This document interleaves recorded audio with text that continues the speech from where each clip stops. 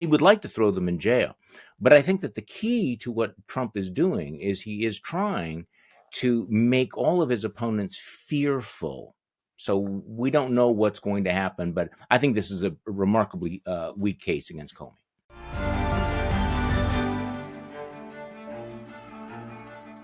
Hi, I'm Fergus McPhee, and welcome to the Trump Report on Times Radio. You can watch us every day, Monday through Friday, on our YouTube channel, and you can also listen and follow the show wherever you get your podcasts. Joining me today is Charlie Sykes, political commentator and author of How the Right Lost Its Mind. Charlie, welcome to the show. How are you doing? Good to be back. It's good to have you back as well. Now, there's only one place to start, and reading this when I saw it last night and this morning here in the UK, you know, I almost felt like I'd been transported back to sort of 2016, 17, because last night, former FBI Director James Comey was indicted just days after Donald Trump called for his prosecution.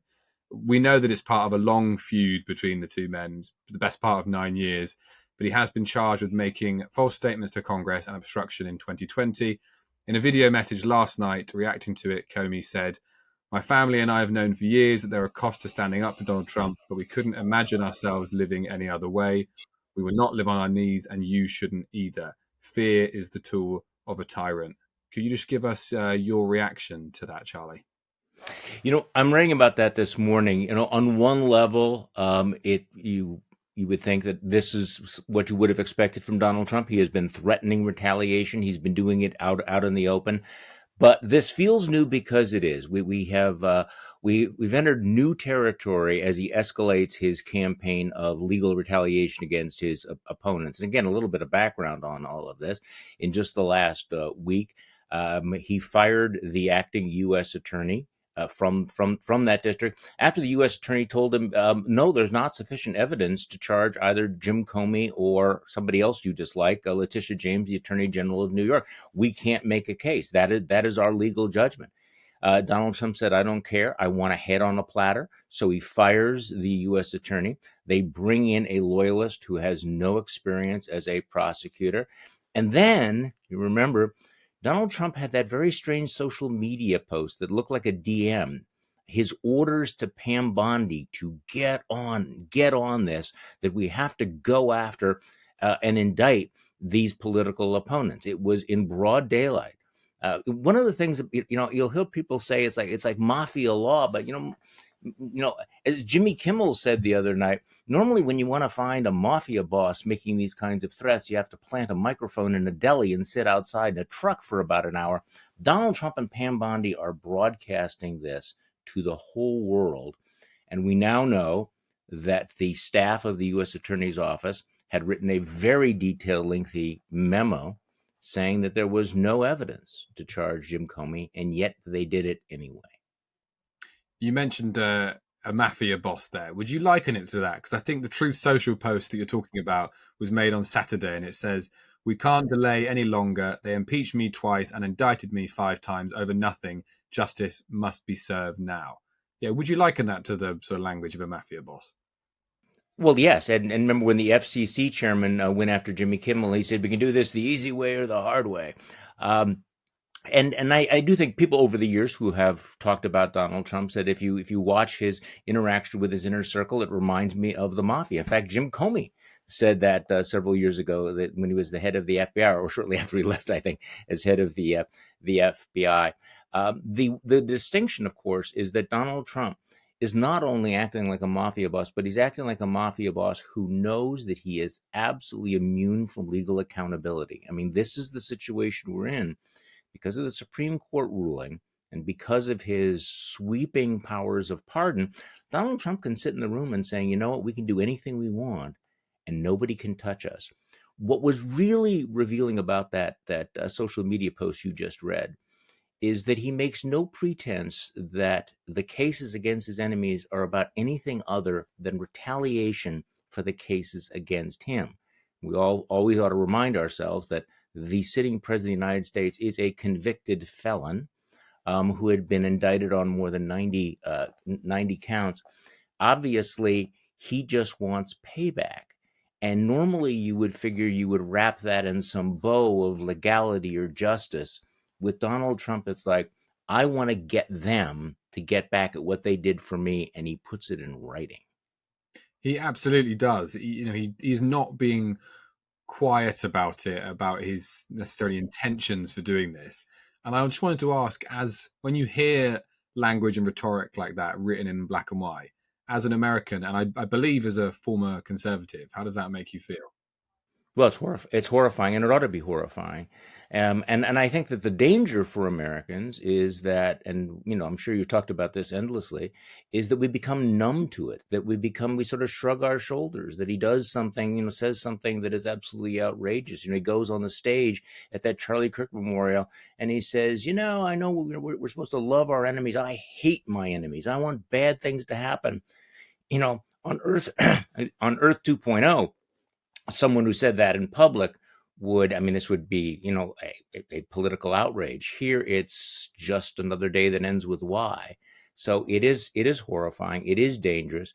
And I think that, one of the problems I think that Americans have had, and maybe Europeans as well, is sometimes a failure of imagination. How bad can it get? Donald Trump says these terrible things. Is he really serious? At this point, I think it ought to be crystal clear that he and the people around him are absolutely serious about executing all of these plans, including using the Department of Justice as a personal weapon of revenge for Donald Trump. Hmm. Well, let's get into what it means on a functional level then in that case, because I think traditionally there's been a distance between the White House and the DOJ for kind of obvious reasons, stop it becoming politicized. Does this news last night suggest that that wall almost is completely gone now? Oh, I don't think it's almost completely gone. It is completely gone. He has stripped the Department of Justice of any pretense of independence. Now, I remember having many, many conversations during Trump's first term about the Department of Justice and Trump and the limits of Trump's power. And I remember being on several shows with experts and former Justice Department officials who talked about all of the guardrails and all of the norms that protected the independence of the Justice Department, all of the traditions. And in the back of my mind, I kept thinking, well, are these norms and traditions in in law, or are they simply the way that things were done? I mean, how firm are those guardrails? And I think what we found out in Trump 2.0 is that they were not firm at all, that all of those norms have been blown apart. I was at a seminar very recently where a former very high-ranking Justice Department official described what had happened to the Justice Department as a nuclear bomb has been dropped on it. And one of the things that's happened has been the purges of many of the senior members, but also the fact that many of the attorneys in the Department of Justice who wouldn't go along with Donald Trump have resigned. In the first term, he had senior people who would tell him, "No, you can't do that." He doesn't have that this time around. Hmm. So, how much agency do you think figures at the DOJ might have? You sort of mentioned Lindsay Halligan a little bit earlier. We know she was handpicked by Donald Trump as the Virginia attorney less than a week ago. She's now, prosecuting James Comey less than a week into her job, something that her predecessor, as you said, was fired for. I mean, I guess she's doing the job she was brought in for. Look, there was no secret about this. The only reason she got that job was because she was going to do whatever Donald Trump told her to do, regardless of the facts and the law, which of course is problematic because judges, juries do follow the news. None of this has been secret. None of this has been secret at all. There are people in the legal community who say, there are ethical professional obligations that attorneys have not to abuse their position.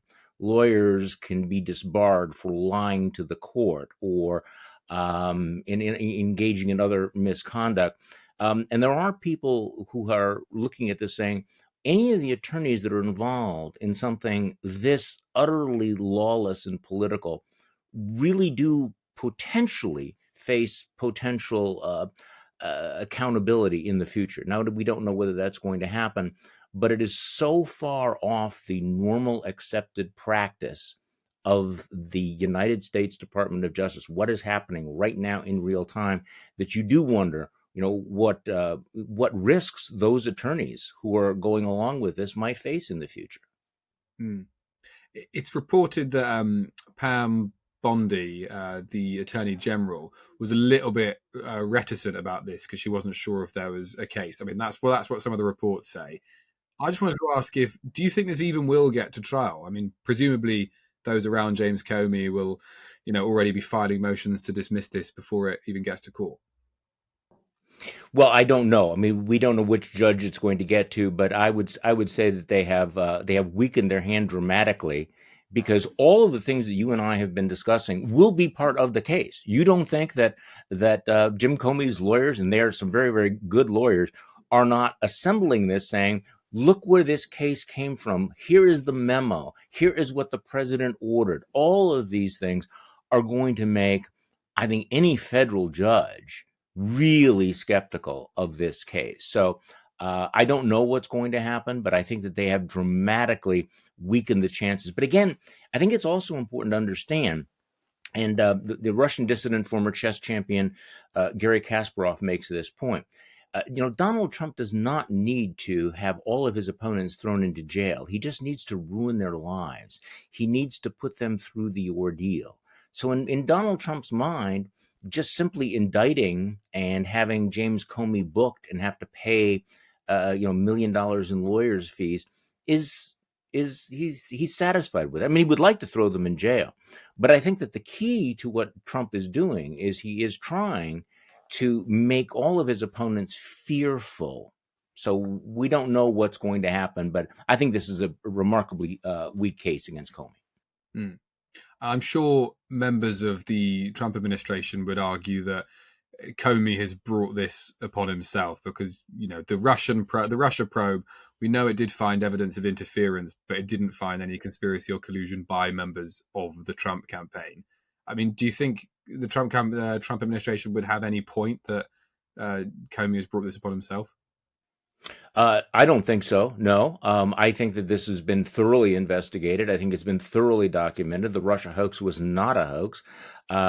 The Mueller investigation did not find collusion, because there is no such thing as collusion under the law. But you read through that very, very detailed report, and there's no question about Russian interference. And by the way, that was underlined by a bipartisan report in the U.S. from the U.S. Senate at a time when Marco Rubio, I believe, was chairman of the committee. So again, this is part of Donald Trump's attempt to rewrite and erase history. Comey said in his video address last night, I'll read it out again. He said that my heart is broken for the Department of Justice, but I have great confidence in the federal judicial system. Do you? I have more than a lot of people do. Now, what will the Supreme Court do? I mean, the big question in the United States is how far will the 6 conservative members of the Supreme Court go in helping Donald Trump do what he is doing? The lower courts have performed pretty well so far, even Trump appointed judges. So at that point, I agree with him that it's one thing to make allegations in a social media post. It's one thing to go to a MAGA rally and make charges, or to appear on Fox News. It is a very different world when you go in front of a federal judge with the federal, rules of evidence, when you have to make a case before a jury within the rules.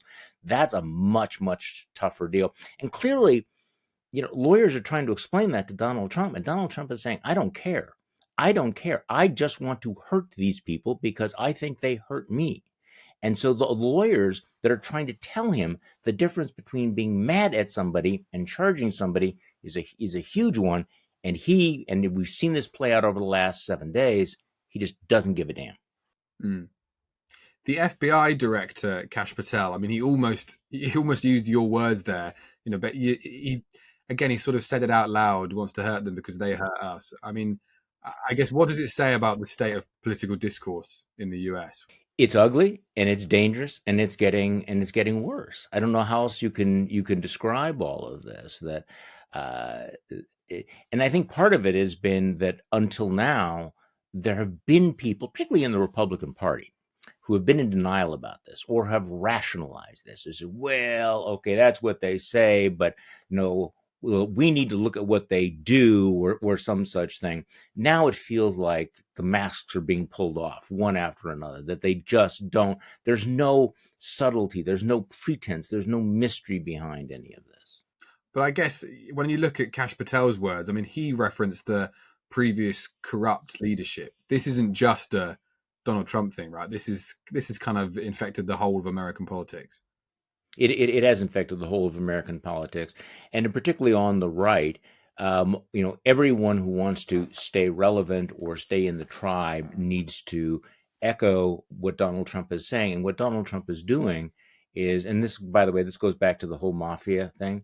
In the mafia, you're a made man if you kill somebody, because then you have committed, you've gone so far that we own you. And in MAGA world, he keeps pushing people to take more extreme, difficult positions. And so you're a made man within MAGA. And I think that that's just kind of a model to keep in mind. And Kash Patel very, very much wants to remain a made man in MAGA, far more so than he's concerned about protecting the integrity of the justice system or the FBI. Who is going to be next on this list? I mean, we talked about that Truth Social post. He wasn't mentioning Comey by name necessarily. He was talking about a whole host of people. Oh yeah, no, I think at this point it seems certain that he's going to go after his former national security advisor John Bolton, maybe the former CIA director James Brennan, Attorney General, New York Attorney General Letitia James, another one of these targets that the lawyers said there's just no evidence to charge, or they're going to do it anyway. And there's a massive investigation into George Soros, who has long been a target of the right, and all of George Soros's organization. So I think you can expect all of that, and then sort of like over the next hill. You can see that Donald Trump has made it clear that he is going to use the power of the government to go after other organizations, progressive nonprofit organizations. I don't think that his campaign against the media is anywhere close to being done. So, with each success, I think he becomes emboldened, but he doesn't seem discouraged even when he loses in court, because he's got this sort of raging desire. I have a window to hurt the people who hurt me, and I'm going to do it. This is something I've spoken about with other contributors on the show. The sort of court cases and legal battles, are almost part of the strategy, part of the Trump presidency. And as you just say there, if he does bring these cases against people, whether they get thrown out, whether they're found guilty or not guilty, it ultimately doesn't really seem to have any impact on Donald Trump, does it? No, not at all. In many ways, then he goes to his base and he says, "I tried to do X, Y, or Z, and these liberal radical activist judges prevented me from doing it." He also knows the amount of pain that you inflict simply by filing the lawsuit. The moment he sues you for libel or defamation, the meter starts running, even if it is completely baseless and groundless. I mean, he filed that, what was it, the $15 billion suit against the New York Times. It was so ridiculous that the judge threw it out in about 5 minutes. But he also knows that he can get media outlets to pay him lots of money. What was it? ABC paid him $16 million. CBS paid him millions of dollars. Again, not because the suit had merit, but because nobody wants to deal with the hassle and the vindictiveness of Trump, who will use civil law and government power as kind of a pincer move on private companies and the media. And just finally on this, when it comes to all this legal action, is it the American taxpayer that's footing the bill of it all? Oh, absolutely. Yes, the American taxpayer is going to be on the hook for all of this. Which seems to be, again, one of the connect the dot patterns that many of Trump's great schemes ends up costing the American taxpayers, whether it is the billions of dollars of taxes that he unilaterally imposes, or the bribe of the Qatari jet that's going to cost U.S. taxpayers $1 billion, or the bailout of Argentina, or the new ballroom in the White House. It's interesting. On one level, he's always posturing as the guy who's going to cut government spending, right? Make government smaller. And he is just spending money on the craziest, the craziest stuff on a regular basis. Well, from one court case to another, we'll just end on this because this morning the president has announced a new raft of tariffs that will come into place on the 1st of October. A little look at it, it's 100% on branded or patented pharmaceuticals, 50% on kitchen and bathroom cabinets, 30% on upholstered furniture, and 25% on heavy-duty trucks. I mean, when I saw this, I was quite surprised. I wanted to ask if you were shocked at all, because we know that only last month a court ruled against some of the tariffs that are already in place, and that's going to be going to the Supreme Court next month. Yeah, and I'm no longer shocked by anything he does with tariffs, and we don't know whether he's going to change his mind about that. As for the court case, he's basically daring the Supreme Court. I dare you to rule against me, because he will say this will cost U.S. taxpayers billions of dollars because you have to pay the money back. There would have to be these massive refunds, and unfortunately, sometimes the courts are reluctant to enforce the law if it's going to create that kind of an inconvenience. So he's counting on the Supreme Court to overturn the lower courts that say that he has abused his power. By the way, if the court sides with him, it will be once again a dramatic expansion of unilateral imperial presidential power.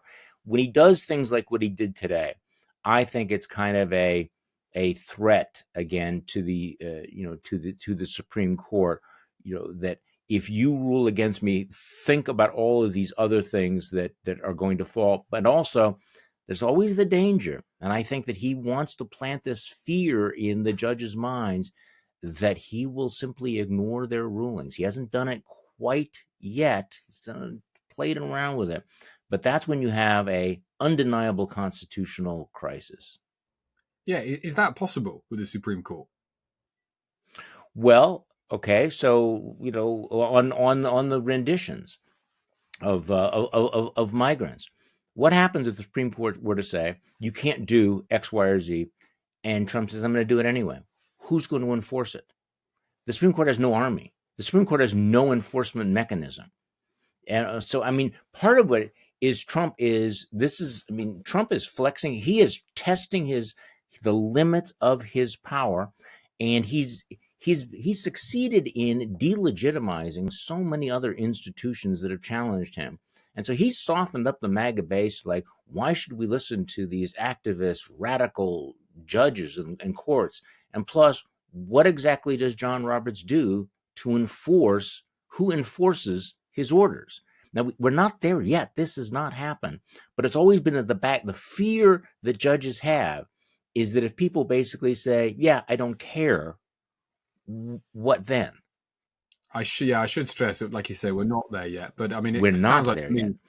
I mean, that would, civil war is something that's thrown around a lot these days. But I mean that would amount to, I don't know, protesting in the street. I mean, I think that at this point we need to, think in our, have the imagination, since we see how serious he is. So there's that meeting. I'm sorry you didn't bring this up, but there's the meeting. Pete Hegseth has called in 800 of the top U.S. generals and admirals, and they have to come physically to meet here in Washington D.C. They have to leave their posts. They could do Zoom calls like you and I are doing. No, he wants everyone to leave their post, come into one room. No one knows what it's about. Okay, what is it about? Is it about sitting around? And again, I'm not saying this is actually going to happen. He's going to say, you have to make a decision. How many of you are willing to raise your hand right now and say, I will obey any order that Donald Trump, the president of the United States, gives me? I want to know how many of you are going to be loyal to your commander in chief. Now, in the United States, the military takes an oath to the Constitution, not to the person of the United States. What if they do a litmus test? How many of you will execute any order that Donald Trump gives? And if you don't raise your hand, you're fired. What has happened there to a military that has a long tradition of being non-political and nonpartisan. Um, Again, I don't even know what the right words to use to describe what would, where we would be the day after that. And again, I don't know that's going to happen. I know that General Michael Hayden, the former director of national intelligence, posted that he thinks that is what's going to happen. And I don't know, and he doesn't know. But I think at some point we need to think, okay, what's going to happen next and how do we react? Because nobody knows. So we are, in many ways, all of this was predictable. We've seen it before, and yet we're still in uncharted territory. And we got to get our heads around that. Well, whatever happens, we'll make sure we bring our audience up to date with it every day, Monday through Friday, here on the Trump Report. But for now, Charlie Sykes, thank you so much for joining us. Thank you. Anytime.